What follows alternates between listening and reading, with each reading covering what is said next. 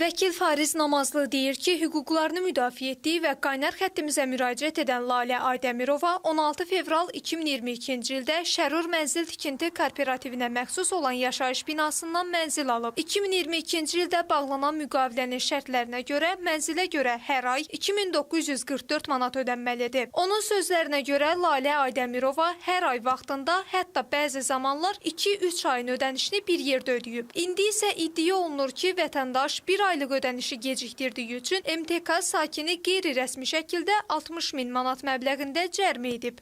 2025-ci ilin mart ayında ödəniş ödəyib, lakin yadından çıxıb bir aydan sonra ödənişi ödəməyi yadından çıxarıb və sonradan Mənzil Tikinti Kooperativinə gedib Şərur MTK-ya və orada ödənişi ödəmək istəyib və buna bildiriblər ki, MTK-dan ona bildiriblər ki, sizin cəriməniz var.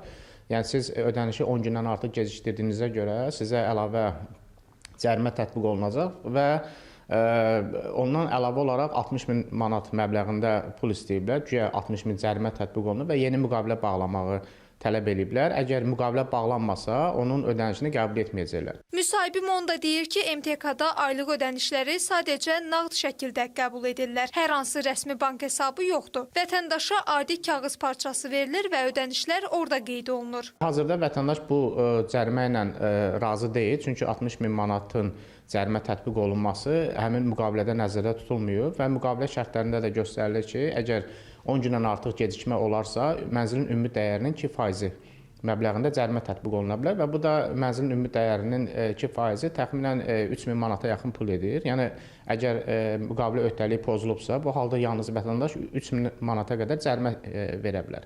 Məsələyə münasibət bildirən hüquqşünas Ruslan Vəliyev qeyd edir. Tərəflər arasında bağlanmış müqavilədə ödənişin gecikdirilməsinə görə dəbba pulu, cərimə və yaxud da ki, peni nəzərdə tutula bilər. Əgər əmlak kredit təşkilatına və yaxud da ki, bankın verdiyi vəsait hesabına əldə olunursa, burada da gecikmə faizi bildiyiniz kimi nəzərdə tutula bilər.